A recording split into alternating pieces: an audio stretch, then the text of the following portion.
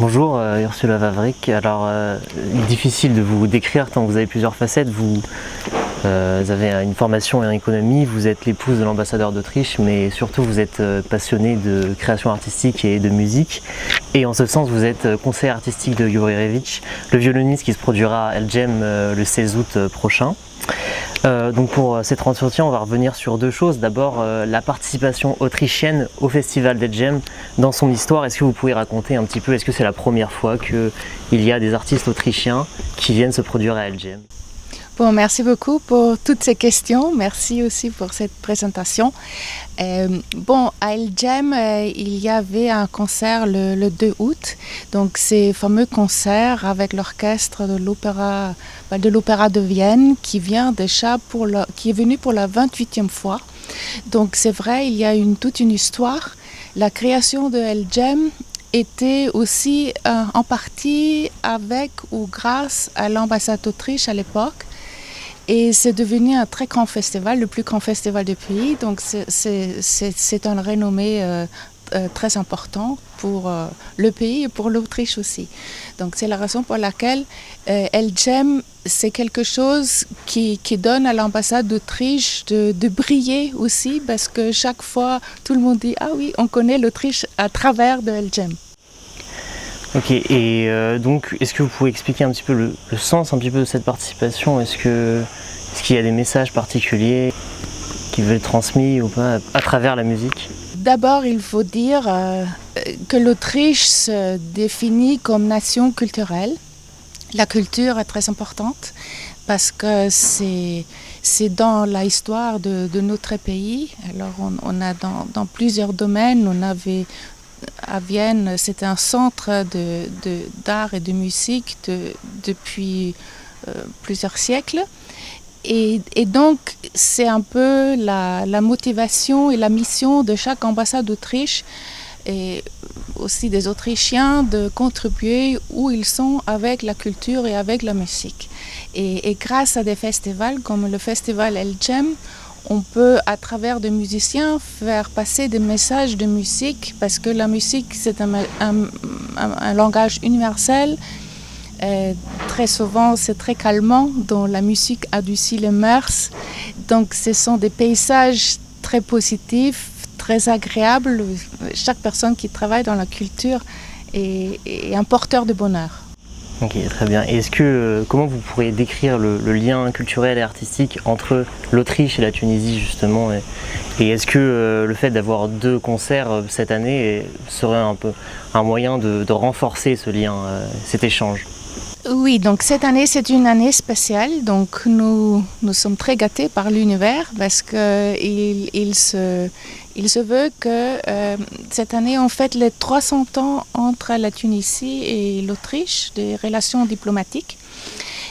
Et donc, à cet effet, il y a plusieurs événements que normalement, plusieurs événements musicaux.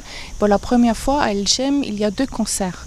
Donc le 16 août, il y aurait un deuxième concert, le concert de clôture, avec notamment un musicien très multifacette, une vedette de violon qui s'appelle Juri Revic, qui est aussi compositeur. Et on va écouter aussi une œuvre de lui. C'est un programme classique avec Schubert, la 8e symphonie, la symphonie inachevée. Un concert très virtuose pour violon et orchestre de Niccolò Paganini, numéro 2, la Campanella. Et après, un concert pour violon et orchestre de M. Revic lui-même, et une composition très intéressante, très merveilleuse. Et je vous invite tous à El Djem pour le découvrir. Justement, sur cette composition, parce qu'on a... Juri Revic est un artiste éclectique qui a beaucoup de styles, etc., beaucoup d'inspiration, notamment moderne. Et quelle sera l'atmosphère, un petit peu le style de cette composition, justement Awakening, qui va être jouée au festival d'El Djem? Est-ce que ça sera du classique purement ou Bon, c'est une composition néoclassique et il se laisse toujours inspirer par la nature. Donc probablement vous allez l'écouter quand lui il va écrire son œuvre.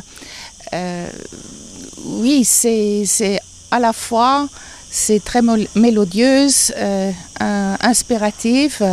Il y a des parties très virtuoses pour le violon. C'est très difficile aussi pour le violon. Et là, on peut dire qu'il a comme modèle pour son genre, il a pris les personnalités comme Fritz Kreisler, c'est aussi un violoniste autrichien, compositeur très reconnu, ou Paganini même, qui est aussi non seulement probablement le plus grand virtuose, mais aussi un compositeur, ou Pablo Sarasate. Jurjevic adore la Carmen Fantasy de Pablo Sarasate, et donc il se place ou essaie de se placer un tout petit peu dans cette ligne des compositeurs violonistes stars, et je pense qu'il réussit très très bien parce qu'il est partout au monde, il est invité ou bien pour de grands festivals. Il a créé même son propre festival, ça veut dire qu'il avance la musique, il est très créatif, il a créé son festival multidisciplinaire avec la danse, avec la poésie, avec la peinture, donc vidéo.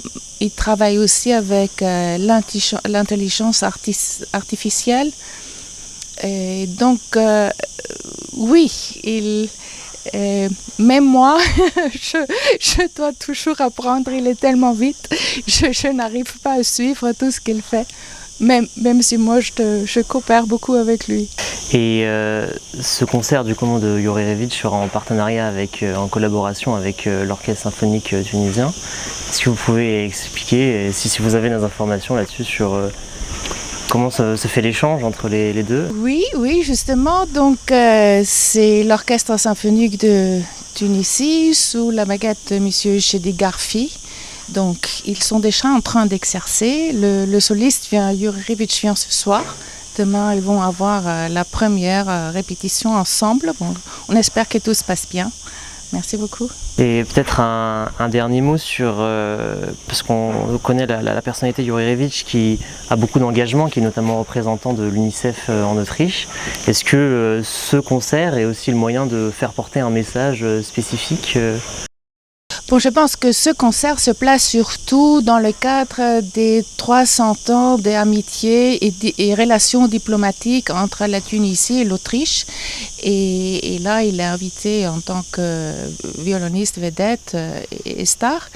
Mais chaque concert est un langage de paix, d'amitié, de bonheur. Et lui aussi, en tant que représentant d'UNICEF Autriche, il essaie toujours de faire passer le message que la musique peut aussi aider à beaucoup de gens. Donc, notamment, la musique peut adoucir le mœurs. Et dans ce sens-là, je pense que le concert est pour tout le monde une découverte, une nouvelle découverte. Pour ceux qui ne connaissent pas encore la musique classique ou pour ceux qui aiment la musique classique, surtout la composition Awakening de M. Rebic, donc son concerto pour violon et orchestre, c'est une première sur le continent, non seulement en Tunisie, mais une première sur le continent Afrique. Une découverte pour tout le monde. Merci beaucoup pour l'interview et vous soyez tous bienvenus. Merci.